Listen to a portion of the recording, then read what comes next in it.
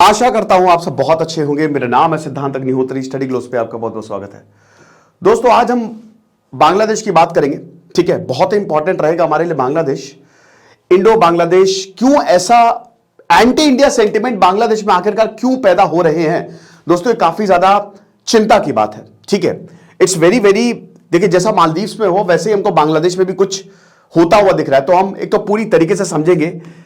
ये तो हाफिज़े इस्लाम है, ठीक है, ये रेडिकलाइजेशन में नंबर 1 बांग्लादेश में भारत के खिलाफ या रेडिकलाइजेशन। आपने अभी देखा ना कि नवरात्र में कैसे मंदिरों पे हमला हुआ।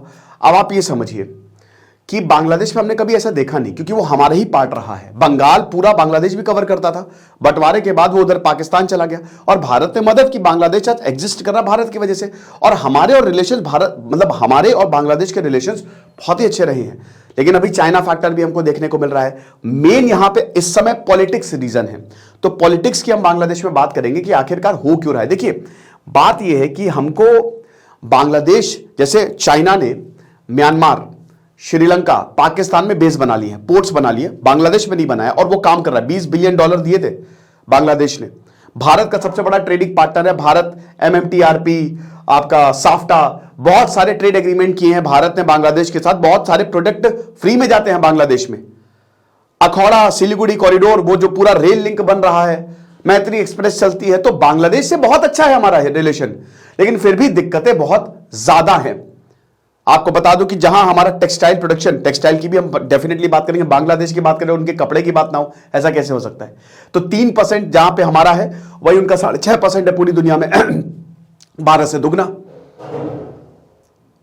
और अभी अगर बात करते हैं तो पॉलिटिक्स ने कुछ ऐसा टर्न लिया है कि एंटी इंडिया सेंटीमेंट्स ये लगातार बढ़ते ही जा रहे हैं। वर्ल्ड कप में भारत हारा, सबसे ज्यादा सेलिब्रेशन बांग्लादेश में हुआ। वहां पे गली गली में बांग्लादेश किया कि भारत के खिलाफ लोग आ गए। और बहुत गलत शब्दों का, ये बहुत गलत है। That's not, this should not happen. ये समझना चाहिए। भाई रविंद्रनाथ टैगोर ने अमर सोनार बांग्ला, जो बांग्लादेश का नेशनल एंथम है, वो लिखा। मैंने क्या बताया कि भारत की वजह से ही बांग्लादेश एग्जिस्ट कर रहा है। बट इस तरीके की चीजें हो रही है तो बात करेंगे, लेकिन उससे पहले हमारे लिमिटलेस लीडरशिप शानदार कोर्स, 300 रुपए का ये कोर्स है। 20 मिनिमम 20 मैक्सिमम कितने भी लेक्चर्स हो सकते हैं, 1x से 20x कैसे पहुंचे वो प्रशांत सर आपको बताएंगे। फटाक से कोर्स को अवेल करिए। बहुत सारी किताबें, ढेरों केस स्टडीज हम इसमें बताने वाले हैं। तो पहले हम एक बात देख लेते हैं कि आखिरकार बांग्लादेश में चल क्या रहा है। तो ये प्रोटेस्ट हो रहे हैं, शेख हसीना इस्तीफा दो, शेख हसीना इस्तीफा दो। और आपको बता दो, जनवरी में बांग्लादेश के इलेक्शंस होने वाले हैं। 300 सीटों पे इलेक्शन होंगे, जातीय संसद बोला जाता है। ठीक है, तो अब बांग्लादेश नेशनलिस्ट पार्टी, जो मेन ऑपोजिशन पार्टी है बांग्लादेश की, ये बोल रही है कि भैया केयर टेकर सरकार को लेके आओ। अब बहुत सारे ऑपोजिशन वालों को अरेस्ट किया गया। अमेरिका ये बोल रहा है कि देखो बेटा, अगर फ्री एंड फेयर इलेक्शन नहीं हो तो बहुत सारे सैंक्शन हम लगाने वाले हैं। इनफैक्ट अमेरिका ने इसकी शुरुआत भी कर दी है कि बांग्लादेशी इंडिविजुअल, कोई भी बांग्लादेशी इंडिविजुअल अगर हमको लगा कि डेमोक्रेटिक प्रोसेस के साथ प्रॉब्लम कर रहा है, हैम्पर कर रहा है, तो हम उसको वीजा नहीं देने वाले। तो ये बहुत, और अमेरिका और यूके बहुत सपोर्ट करते हैं बांग्लादेश को। आपको जान के हैरानी होगी कि अमेरिका से बांग्लादेश का ट्रेड सरप्लस है। बांग्लादेश ज्यादा पैसा उधारी है अमेरिका की बांग्लादेश के ऊपर, यह हिसाब किताब है। तो अब हम देखते हैं कि आखिरकार बांग्लादेश की पॉलिटिक्स रही कैसे। एक बार हम इतिहास समझेंगे तो आपको आज का कंटेक्स्ट समझ में आ जाएगा, और साथ ही साथ भारत से ऐसी क्या दिक्कत है कि इतने ज्यादा एंटी इंडिया सेंटिमेंट्स बांग्लादेश में हो रहे हैं। और ये जैसे मोइनुद्दीन अहमद, ये बड़े राइटर है वहां पे, उन्होंने भी बोला कि जिस तरीके से करंट पॉलिटिकल सिचुएशन है, दैट इज वेरी बैड। शुरुआत करते हैं। देखिए 1947, 1905, 1905 में पार्टीशन ऑफ बंगाल होता है। ठीक है, मुस्लिम लीग की स्थापना होती है, और ये कहां पे होती है, ढाका में ही होती है ना। और यहां पे बोला कि मुस्लिमों को राइट्स देने पड़ेंगे। बहुत ही संक्षेप में मैं बता रहा हूं। तो ऐसा कभी नहीं देखा था। रक्षाबंधन मनाया जाता है 1905 में, जब पार्टीशन ऑफ बंगाल हुआ तुरंत मुस्लिम लीग भी बनी। पार्टीशन ऑफ बंगाल में तो लॉर्ड कर्जन ने उसने बीज बो दिए, और समय रक्षाबंधन, रविंद्रनाथ टैगोर ने बोला कि रक्षाबंधन मनाएंगे सबके सब। उन्होंने अपना जो नाइटहुड है वो लौटा दिया कि ऐसा नहीं होने वाला। ठीक है, तो अब यहां पे हुआ क्या कि ये जो खाई है हिंदू मुस्लिम के बीच में, ये एकदम डाल दी थी। और आपको बता दूं कि जितने भी भारत में दंगे हुए हैं, सबसे खतरनाक दंगे कहां पे हुए हैं, बांग्लादेश, आज के बांग्लादेश में, बंगाल में। डायरेक्ट एक्शन डे में सबसे ब्रूटल, सबसे ज्यादा खतरनाक बांग्लादेश, मतलब आज का जो है, उस समय तो बंगाल था। तो ये हिसाब किताब था। तो अब 1947 में, कट टू 1947, बांग्लादेश पाकिस्तान के पास चला गया, है ना। ईस्ट पाकिस्तान इसको बोला जाता था कि पाकिस्तान का ईस्टर्न पार्ट, लेकिन उनको माना जाता था सेकंड क्लास सिटीजन ना। उनकी भाषा को रिकॉग्नाइज, उर्दू थोप दी गई, मूड खराब हो गया। शेख मुजीबुर रहमान जो है वो बहुत ही शानदार लीडर, जबरदस्त लीडर बन के सामने आए, लेकिन उनको डाल दिया जेल में। एक्चुअल में 1958 से लेकर 1969 तक ये अयूब खान थे जनरल, पाकिस्तान के डिक्टेटर। अब आपको बता दूं कि जब तक बांग्लादेश पाकिस्तान का पार्ट था, पाकिस्तान की इकोनॉमी ये ऊपर जा रही थी, और जैसे ही बांग्लादेश पाकिस्तान की इकोनॉमी से अलग हुआ, कटा, पाकिस्तान की इकोनॉमी ये नीचे गई। क्यों? बहुत सारे रिसोर्सेज। क्यों? ब्रिटिश ने सबसे पहले बंगाल गए ब्रिटिश। क्यों वो जीते? ब्रिटिश जीते इसलिए क्योंकि उन्होंने बंगाल में अपना सेंटर बनाया। वो हाईली फर्टाइल एरिया था, पोर्ट था, स्ट्रैटेजिक लोकेशन, समझ रहे हो, सब जगह से आप जा सकते हो। और जो ये ईस्ट साउथ ईस्ट एशिया, वहां जो खजाना है साउथ ईस्ट एशिया में, मसालों का खजाना हो गया, रिसोर्सेज, वो सब आसानी से आप पोर्ट बना दिया बंगाल में और तड़ातड़ एक्सपोर्ट करो जबरदस्त तरीके से। तो इसीलिए फ्रांस और ब्रिटिश दोनों साथ में थे भारत में। फ्रांस हार गया क्योंकि वो मद्रास में था, ब्रिटिश बंगाल में थे, जीत गए। और जब मैं उस समय के बंगाल की बात करता हूं तो मैं पूरा आज का वेस्ट बंगाल, उड़ीसा, बिहार के कुछ पार्ट, पूरा बांग्लादेश, उसकी बात हो रही है। यहां पे बहुत बड़ा था उस समय बंगाल प्रेसिडेंसी, समझ रहे हो। तो अब होता कि ये है कि 1970s में होते हैं भैया इलेक्शन। अब जब इलेक्शन होते हैं तो उसमें कौन जीत जाता है? उसमें जीत जाते हैं शेख मुजीबुर रहमान की आवामी लीग। अब जब आवामी लीग जीती तो इधर पाकिस्तान वालों कुछ भी हट करने का, अपुन का ईगो हट नहीं करने का। मूड खराब हो, याहिया खान ने बोला उड़ा दो सबको, ऐसी की तैसी जनरल टिक्का खान को बुलाया, बुचार ऑफ बंगाल, कह कि इलेक्शन रखो साइड में, ठीक है।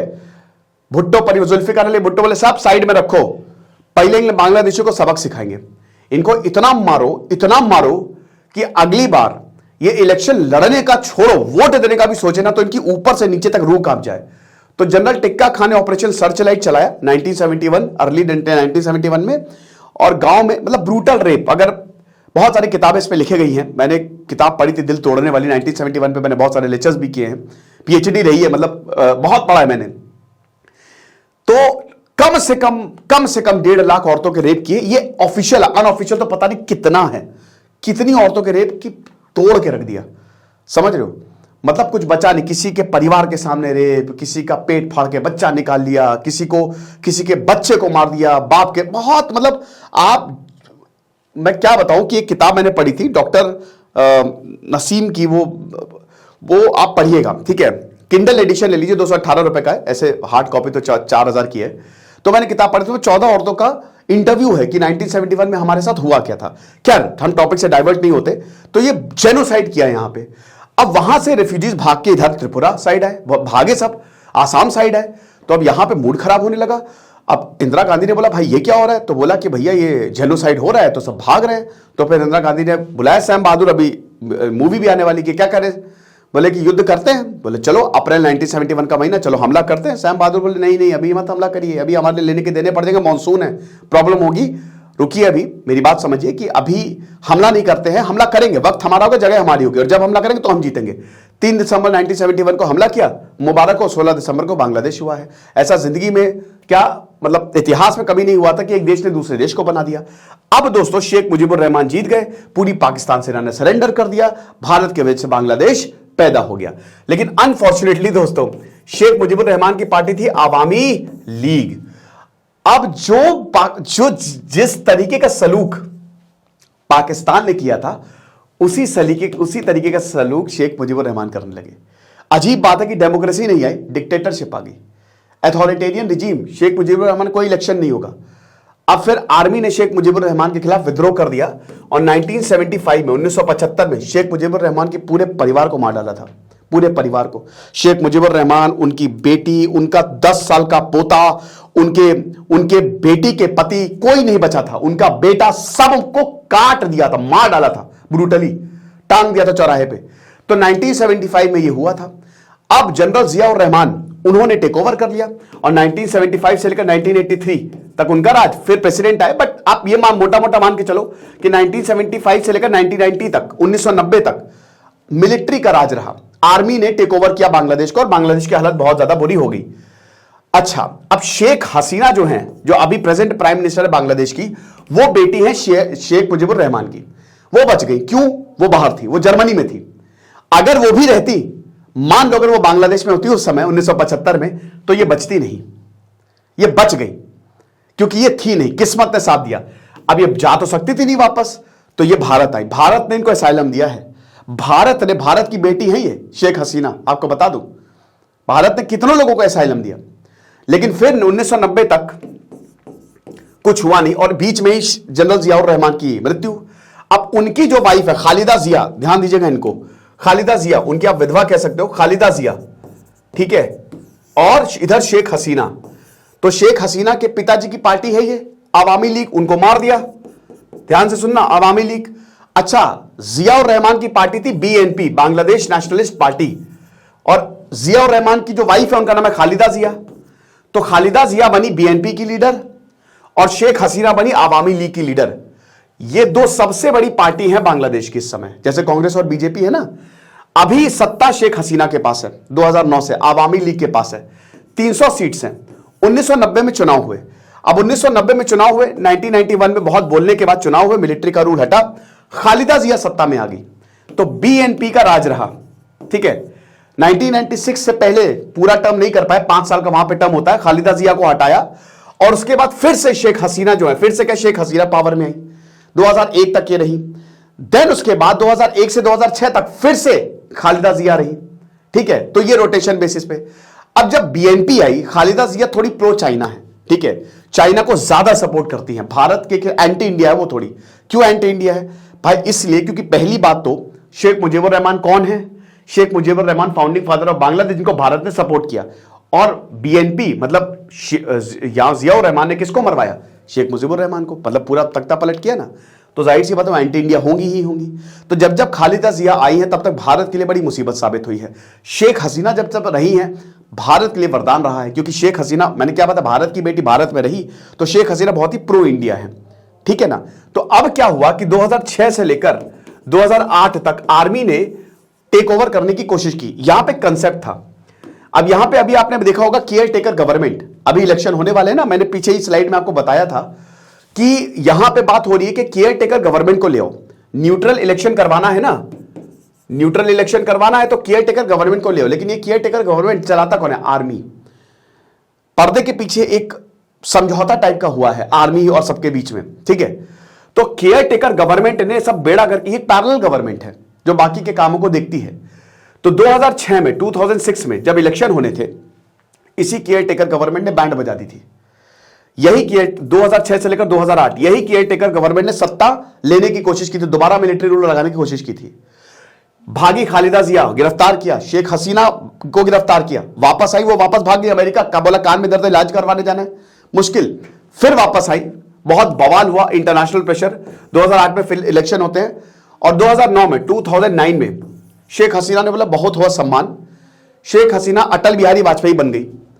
जिस तरीके से अटल बिहारी वाजपेयी ने सारी पार्टी को एकत्रित कर दिया, शेख हसीना ने भी सारी पार्टीज को, 14 पॉलिटिकल पार्टीज को बोला हमारे साथ आ जाओ। सारी पार्टीज एक साथ, 14 पार्टीज का इन्होंने महागठबंधन बनाया और 300 में से 220 सीटें जीत ली। 2014 में इलेक्शन हुए, 280 सीटें जीत ली, रिकॉर्ड 288 के करीब। 2019 में इलेक्शन हुए, फिर सीटें जीती, और अब 2024 में इलेक्शन होना है जनवरी में। तो पिछले 15 सालों से शेख हसीना जो हैं वो क्या है? Prime minister. और मैं फिर से बता रहा हूं कि शेख हसीना प्रो इंडिया है। अगर बीएनपी आएगी तो वो प्रो इंडिया नहीं रहेगी।